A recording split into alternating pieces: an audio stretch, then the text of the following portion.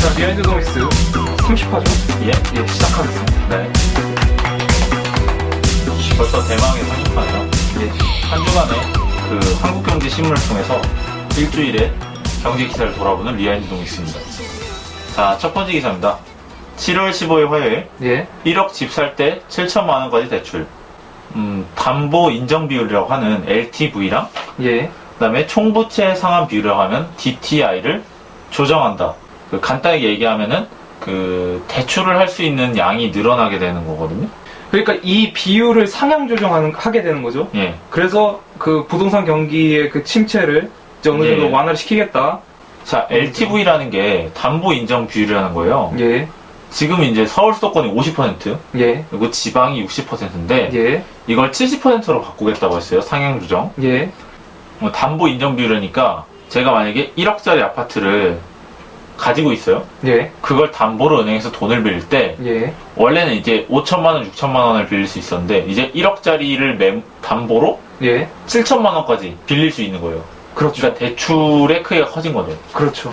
이거는 확정인 셈이고요. 그렇죠. 그다음에 이제 DTI라는 총부채 상환 비율인데 예, 총부채 상환. 이거는 이제 정부가 예. 아직은 협의 중인데 예. 기본적으로 지금 50%인 상태입니다. 예. 자, 요거는 뭐냐? DTI는 그러니까 제가 만약에 그 소득이 1억이다. 예. 그럼 이제 그러니까 원리금이 5천만 원이 되는 수준까지 빌릴 수 있다는 거고 예. 뭐 인천이나 경기도 같은 60%가 되는 데까지 할 수 있는데 어떻게 바꿀까 검토 중이죠.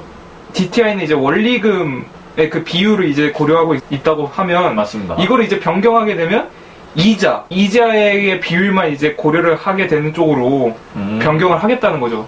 이렇게 된다면 이제 좀 더 많이 대출을 받을 수 있겠다. 그렇게 기대를 할 수가 있겠죠. 이자 보상 비율이라는 거죠. 예. 그 나중에 저희가 밝히겠지만 예. 최경환 부총리의 이제 예. 정책인 거죠. 그렇죠. 자, 그럼 이거에 이어서 목요일 기사를 먼저 해볼까요? 수요일보다. 예. 7월 17일 목요일자 기사죠. 예. 최경환 경기 불씨 살리겠다. 네. 최경환 이제 부총리 겸 기재부 장관 여러 가지 그 정책을 내놨어요. 그렇죠. 이 정책 중에 하나가 아까 말한 그 LTV DTI 규제 완화였습니다. 그렇죠. 그럼 최경환 경제팀의 이 경제 정책 방향이 자, 궁극적으로 어떤 걸 목표로 하는 겁니까? 그러니까 궁극적으로는 이제 기업에 있는 돈을 가계로 예. 흘려 보냄으로써 네. 이제 가계 소비가 활성화되고 예. 그렇게 되면 이제 내수 경기가 점점 살아나게 되면서 이제 국가 전체적으로 이제 경제 성장을 깨한다라고 이제 볼 수가 있겠죠. 그 부총리가 진단한 세 가지 함정이라고 했는데요. 예. 이걸 먼저 좀 짚어보도록 하겠습니다. 일단 첫 번째로 예. 저성장이 있습니다. 그러니까 일단 저성장이, 이 예. 저성장 그거를 이제 원인을 들고 있는 게 뭐 세계 경제 지금 침체에 있고 그다음에 세월호 사건 그쵸. 으로 인해서 이제 우리나라가 지금 저성장 기조에 들고 있고 그다음에 축소 균형. 그러니까 사실 지금 수출하고 뭐 내수 그다음에 뭐 가계나 뭐 기업 같은 경우에도 지금 사실상 경제 규모가 그렇게 크지 않고 점점 그 이익을 내고 있는 게 축소가 되고 있는데 쉬운 말로 하면은 그 하향평준화라는 말이 좀 친숙할 것 같아요. 그러니까 예. 마지막으로 이제 성과 부재가 있는데 예, 그렇죠. 그러니까 뭔가 정부가 많은 그런 정책을 내놨지만 예. 경기 부양 정책을 많이 내놨지만 네. 대상이 이제 뭐 소비자나 아니면 기업들의 그 맞습니다. 체감으로는 그 정책의 효과를 느끼지 못하고 예. 있다. 선정률 전망치가 종전에 4.1%인데 예. 지금 지금 3.5에서 3.7로 내려갈 상황이란 말이에요. 또 임금 근로자 1,800명 중에 3분의 1, 600만 명 정도란 말이에요. 그렇죠. 이 경제정책 방향을 크게 여기 네 가지로 설명을 하고 있는데요. 자, 첫 번째로 부동산 규제 완화 아까 했었죠. 그렇죠. LTV, DTI 예. 앞뒤로 다 늘려버려가지고 그 다음에 두 번째가 이제 가계소득 확대인데요. 사내 유보금에 법인세를 과세한다는 얘기가 나와요. 예. 그러니까 사내 유보금이라는 건 이제 기업이 쟁여두고 있는 돈이라고 생각하면 됩니다. 어떤 생산이랑 배당을 다 끝내고 그렇죠. 남긴 돈이죠. 남긴 쌓아놓은. 돈인데 그렇죠. 이제 그 안에는 뭐 설비 투자나 뭐 이런 투자 예정 금액도 포함이 돼 있는 거예요. 예예. 근데 이 사내 유보금에 네. 대해서 이제 세금을 매기겠다는 겁니다.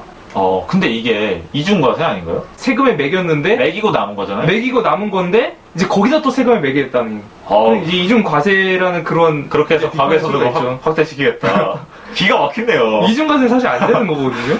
그다음에 또 하나 있는 게 이제 배당을 늘리는 기업엔 세제 혜택을 주고 배당이 너무 적은 기업한테 과세를 하겠다는 거예요. 그렇죠. 그러니까 너희 돈을 뿌려라 라고 압박을 주는 거예요, 기업에. 그렇죠. 세 번째는 이제 재정 확대라는 게 있는데 여기 재정 보강이라는 얘기가 나옵니다.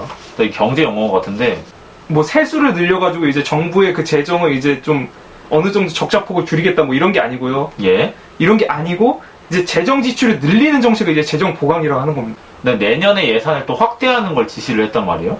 그렇죠. 예? 그 여러 가지 기금이 있어요. 국민주택, 중소기업 기금, 소상공인지원기금 이런 기금 지출을 국회 동의 없이 정부 자체로 20%까지 늘릴 수 있는데 지금 74조 원인 이 기금량을 14조 원 가량 증액을 할 수가 있대요. 또 적자 예산이라는 얘기가 나오는데도 예산을 늘리겠다 이런 얘기를 하고 있거든요. 그러니까 재정의 그런 그 적자 폭을 늘려서라도 예. 어떻게 해서든지 이제 내수 경기를 활성화시키겠다. 예. 그리고 뭐 국회 동의가 필요한 추가 경정 예산, 추경은 그냥 편성은 안 하기로 했고요. 예. 그리고 이제 비정규직 마지막인데 비정규직에서 정규직 전환하는 기업을 지원하겠다. 예. 그러니까 이제 뭐 기업들한테 또 압박을 주는 건데요. 저희 또래 사람들이 지하철 굉장히 많습니다. 그 와이셔츠 입고 예. 착시효과죠. 다 인턴이에요. 그래서 진짜 가죽만 메고 예. 저희 나이 때처럼 앉아있는데 거의 다 인턴입니다. 실제로 비정규직이 진짜 30%잖아요. 네. 네. 근데 요즘에는 사실 그 인턴을 붙은 게 거의 이제 정규직으로 가는 그런 하나의 길이라고도 볼 수가 있을 것 같아요. 자, 간단히 보죠. 예. 7월 16일 수요일 재계 온실가스 배출권 거래제 늦춰달라. 예. 그러니까 온실가스 배출권 거래제라는 건 예. 기업마다 이제 일정 정도의 그 온실가스를 그 배출하는 그 양을 정해두고 그 배출권보다 좀 적게 배출하는 데는 이제 그거를 그 권리를 다른 기업에게 팔거나 아, 뭐 예. 그럴 수 있는 권리를 만든 그런 제도입니다. 아, 그러니까 온실가스 배출 한도가 있고 그렇죠. 그다음에 이거를 그 뭐 사고 팔 수 있다는 거죠, 이 권리를. 그렇죠. 원래는 내년 1월에 이게 시행될 예정이었는데 그래서 정부가 시행을 하려고 그러는데 정경련 유명하죠. 전국 경제인 연합회에서 예. 반대를 하고 나왔어요. 2020년 이후로. 자, 이게 연기를 하자. 이유가 뭘까요? 일단은 첫 번째로 우리나라의 그 온실가스 배출량은 전체적으로 따져봤을 때 사실 1.8%밖에 되지 않습니다. 이제 중국이 28.6%, 뭐 미국이 15.1%라는데 예. 다들 이제 온실가스 배출권 거래제를 다른 나라한테 하라고 하면서 본인들은 정작 미루고 있다. 그렇죠. 그러니까 사실 EU만 좀 도입을 한 상태인데 예. 우리 산업 그 기업 활성화 예. 굉장히 치명타를 입을 수 있다는 겁니다. 지금 네, 확실히 힘이 세야 비겁하죠. 됩니다. 그러니까 두 번째로 이제 온실가스 배출 전망치의 산정 근거가 명확하지 않다. 예. 그러니까 이제 그 전망치를 정부가 발표를 했는데 그 예, 근거가 그렇죠. 2009년 배출량 기준이며 예. 그걸로 이제 2020년 배출량을 전망하는데 그 실제 배출량은 실제로 많이 차이가 나서 한도가 걸리면은 이제 타격이 기업에 크게 올 것이다. 그렇죠. 그러니까 이게 표본 기준 연도의 그 표본이 적당하지가 않다는 겁니다. 지금 타당성에 그렇죠. 문제가 있다는 그래서 거죠. 결국은 뭡니까? 이게 비용 얘기죠. 그렇죠. 아니, 이게 기업이 이제 만약에 그 할당 양보다 더 많은 그런 온실가스를 배출하게 될 가능성이 높아지는 거 아닙니까? 예. 세금이나 이런 폭탄에 맞게 될 거란 말이죠. 예. 지금 계산으로 봤을 때 2억 거의 3억에 가까운 돈이 차이가 나거든요. 정부가 그 주겠다는 한도랑 예. 기업들이 원하는 거랑. 예. 그러니까 3억을 결국 기업들이 나눠서 낸다는 건데 또 제대로 배출권을 구입하지 못하면 그 10배인 거의 30조 가까운 돈이 과징금으로 매겨질 수 있는 거죠. 이론적으로. 그렇죠. 그러니까 이제 기업 입장에서는 꺼내줄 수밖에 없는 거죠. 그렇죠. 자, 제 생각에도 이걸 좀 미뤘으면 좋겠습니다. 굳이 선진국이 안 하는데. 그렇죠. 아니 제 생각에도 그래요. 예. 그러니까 그래서 가장 많이 배출하는 나라조차도 지금 시행을 하지 않고 있고 그쵸. 그러다 가뜩이나 지금 우리나라 그 경기 침체인 상황에 예. 이런 것까지 규제를 걸어버리면 경기 침체가 악화될 그런 영향이 지금 달리기를 하는데, 지금 단거리 뛰기 100m를 하는데, 우리가 지금 우리 선수가 다리를 절고 있어요. 예. 근데, 우리 보고 출발선을 저 뒤에서 가라는 겁니다. 그렇죠. 아니, 말이 되는 겁니까? 그게 말이 안 되는 거죠. 우리가 너무 약. 자, 7월 18일 금요일. 예. 정부 18일 쌀 시장 개방 공식 선언. 이게 무슨 기사냐면은, 그러니까 쌀 관세화, 그러니까 예. 쌀 관세화라는 게 쌀 개방이라는 거예요. 쌀에 세금을 먹인다는 거니까. 예. 쌀시장 우리가 개방 안 했는데, 여기 계속 유예일을 하고 있었어요. 개방을. 예. 예. 근데 이제 올해 말에 이게 끝난단 말이죠. 예. 그래서 이제 결국에는 더 이상 미루지 않고 쌀 개방을 하겠다. 예. 그 얘기죠. 예, 예정대로. 예. 그래서 예정대로는 아니죠. 많이 미뤘어요. 많이 미뤘습니다. 그러니까 지금 이제 정부는 생각을 한 겁니다. 예. 개방을 안 하게 되면 예. 의무 수입 양이 정해져 있고 거기다 그걸 마땅히 이제 보관할 그런 곳이 우리나라에도 그렇게 확보가 되지 않고 있고, 그쵸. 의무 수입량은 점점 늘어나기 때문에, 그쵸. 의무 수량이 점점 늘어나요. 예, 진퇴양난인 그런 상황이 될 수밖에 없다는 거예요. 그리고 저번에 한번 짚어드렸지만 의무 그렇죠. 수입량이 그 쌀 개방을 한 이후에도 그게 계속 지속이 돼요. 그렇죠. 그래서 우리나라가 머리를 쓴 거죠. 양허 대상에서 제외하겠다. 예, 양허가 관세 철폐란 뜻이래요. 예. 그러니까 관세 철폐 대상에서 제외하겠다. 그러니까 쌀을 우리나라에서 예, 초민감군으로 이제 설정을 함으로 인해서 이제 정부는 이제 한 400% 안팎으로 이제 관세를 먹이겠다. 상당히 고관세인데요. 예, 고관세지만 이거보다 사실 더 먹어야 이제 좀 뭔가 안정이 될 텐데, 사실 그렇구나. 우리 농민들한테는 아직 이것도 불안정한 겁니다. 400%인데요. 이게 400%도 외국 애들이 발도 못 붙이는데 제가 보기엔 아닌가? 그러니까 이익을 보는 업체가 손해를 보는 업체를 지원하는 무역이익 공유제, 예, 수입보장보험, 재보험 품목, 뭐 지원을 아끼지 않겠다. 그러니까 각종 뭐 보험이랑 지원 그런 걸 해주는데, 아까 말했지만 고관세에다가 예, 그다음에 국산쌀이랑 수입쌀 혼합 섞어서 파는 거 안 되고, 예, 그러니까 무조건 국산은 국산.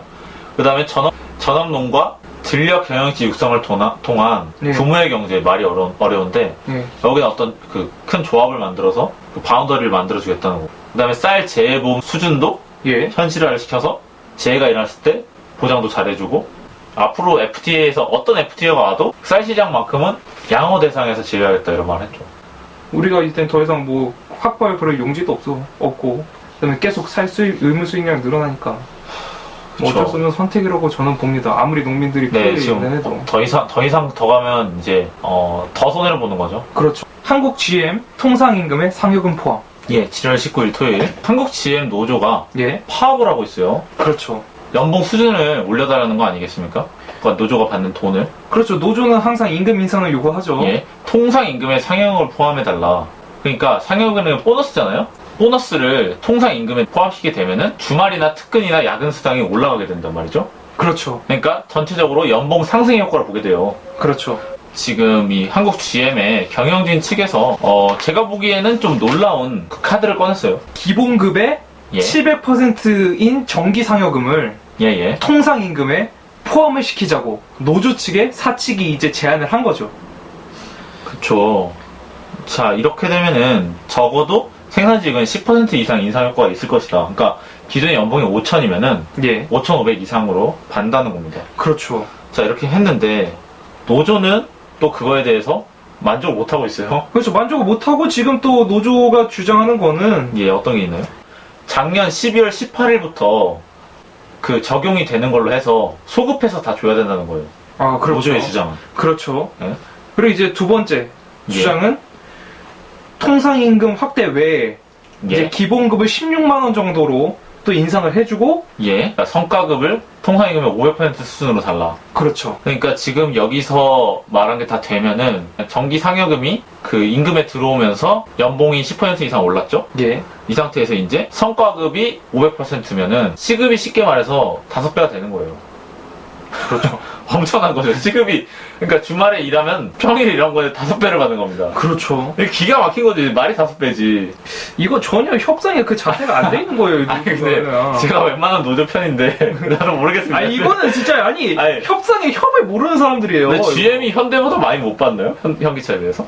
아니 그 꼭 어떤 회사를 비교한다기보다 이 사람들 뭔가 그래도 사측에서도 좀 약간 양보를 했으면 노측에서 좀 어느 정도 양보를 해서 수용을 해야 될 거 아닙니까? 없으니까. 예, 뭐 다른 업체랑 비교를 해보면은 예, 현대차 같은 경우는 뭐 통상임금 확대 안에서 이제 역시 11차 교섭, 예, 기아차도 역시 9차 교섭, 이제 GM 같은 경우는 이제 그 파업 중이고요. 예, 그다음 파업에 걸쳐서 이제 18차 교섭 예. 엄청나죠. 그다음에 이제 쌍용차 같은 경우도 13차 교섭하면서 전부 다 이제 국내 완성차가 임금이나 이런 거에 대해서 단체 협상을 하고 있어요. 그러니까 그만큼 굉장히 힘든 3D 업종이라는 거를 다시 한번 느낄 수 있어요. 그렇죠. 그러니까 돈을 많이 받아서 우리 입장에서 귀족 노조다라는 말이 나오는데 실제로 굉장히 힘든가 봐요. 현기차 같은 경우에는 작년에 그 노조 파업 때문에 7만 3천 원대 생산차를 빚어서 1조 5천억 원대 매출 손실을 봤단 말이에요. 그렇죠. 그러니까 이쪽 경영진도 마찬가지인 겁니다.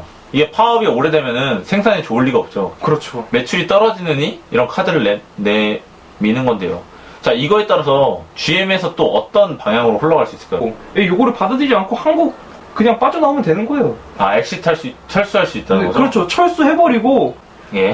굳이 생산 안 해도 딴 데서 생산하면 되는 거거든요. 이런 통상임금 확정 결정을 내린 거는 예. 그 글로벌 시장에서 경쟁 상대인 현기차를 견제하려는 의도도 있는 걸 보인다는 거예요. 아, 그렇죠. 그러니까 GM이 한번 이런 카드를 냈으니까 예. 다른 쪽 노조에서도 GM은 저런 경영진이 냈잖아 하면서 반발이 심해지고. 그러니까 약간 그 노사 간의 갈등을 조장하기 위해서 예. 일부러 약간 결렬될 카드를 쓴 걸 수도 있어요. 결렬들을 아면서. 그렇죠. 그 경쟁사들의 그 분열을 예, 조장해서. 맞아요. 예. 자, 7월 21일 월요일 마지막 기사입니다. 예. 부활한 일, 무섭게 큰 중, 한국은 없다. 크게 두 가지 산업으로 설명을 하고 있어요. 예. 하나가 자동차, 예. 하나가 스마트폰. 예. 일본 같은 경우에는 자동차가 토요타, 혼다, 닛산이 상당히 선전을 하고 있어요. 근데 이제 현기차 같은 경우에는 그러니까 미국 점유율을 봤을 때 예. 그 일본 3사가 한 32% 가는데 현기차는 한 8% 그러니까 10%가 채 안 돼요. 그래서 이제 자동차 시장에서 일본이 이렇게 뜨고 있다 하는 거고 스마트폰 같은 경우에는 한국이 세요. 한국이 세계 시장 점유율이 35% 정도 됩니다. 예. 근데 이제 중국이 6%에서 3년 전 6%에서 20%까지 상당히 따라붙었단 말이에요. 그렇죠. 그러니까 이 자동차나 스마트폰 사이에서 자동차는 일본이 상당히 세고 스마트폰은 중국이 따라하고 있는데 예. 한국은 제자리 걸음이다. 그러니까 우리 왜 이러는 거냐. 근데 뭐 제자리 걸음도 아니에요. 잘하고 있어요. 제가 보기에는. 아닌가요? 아, 그런가요? 아니, 근데 이거 제자리 걸음이죠. 제가 봤을 땐 좀 제자리 걸음인 것 같은데. 그러니까 일단 일본이 그 자동차 시장이 왜 부흥을 다시 하고 있는가를 예. 보면 일단 첫 번째 아베노믹스가 있습니다. 그렇죠. 아비노믹스 전문가시잖아요. 그러니까 지금 아베노믹스에서 엔화 가치가 떨어졌단 말이에요. 그러니까 미국에서 팔리는 그 한국 차와 예. 이제 일본 차의 그 가격이 차이가 진짜 얼마 나지 않게 된다는 거죠. 그럼 사실 일본 차가 더 이미지가 좋잖아요. 뭐 거의 차이 안 나는 가격 값이면 일본 차를 사겠다. 다홍침하죠. 예. 그렇기 때문에 세계인의 인식에서 이제 일본 차를 더 많이 사게 된다는 거고. 그래서 실제로 매출이 상승했고요. 그렇죠.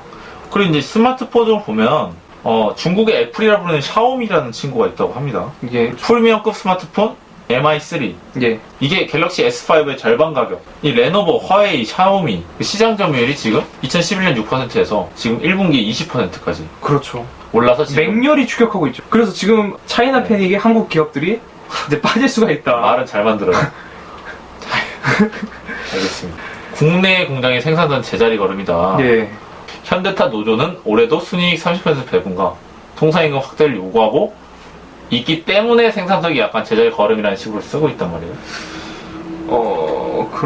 그렇죠. 그러니까 이거는 어떤 또 의미를 보여주냐면요. 예. 이런데 신경을 쓰고 있으니 R&D가 제대로 되지 않고 있다. 예. 라는 것도 보여주고 있는 거죠. 그리고 또 그다음에 화평법, 화관법이라고 해서 이제 화학물질의 등록 평가에 대한 법, 예. 화학물질 관리법, 예. 그다음에 뭐 저탄소 협력 금제라든지 예. 뭐 이런 규제를 완화해주길 경제계에서는 그렇게 원하는데 예. 정부에서는 이제 대기업을 오히려 이제 그 배당을 오히려 올려라, 산의 유보금을 토해내라 이렇게 가고 있으니까. 그렇죠. 그리고 고급 인력을 이제 두세 배 연봉을 주고 스카우트를 하는 등 그렇죠. 뭐 기술 개발에 박차를 가하고 있죠. 그러니까 기존에 이제 중국차 같은 경우에는 그냥 싼 값에 예. 그냥 맞아요. 좀 질 낮은 그런 자동차를 예. 생산하는 그런 이미지였는데 요즘은 이제 탈피를 하려고 노력을 많이 하고 있습니다. 그러니까 타겟군을 옮겨가려는 시도를 하고 있는 거죠. 그렇죠. 미국차, 일본차 있고 그다음 우리 한국차가 이제 약간 중가 정도에서 약간 좋은 품질 뭐 이런 건데 중국이 이렇게 올라오면은 세그먼트 겹치게 되는 거죠. 그렇죠. 자, 그래서 재밌는 기사를 다 봤고요. 리아이는 의심 재미없었지만 기사는 재밌었습니다. 저는. 기사는 흥미가 있었죠. 예. 이상으로 리안드 선수 예. 34점. 알겠습니다.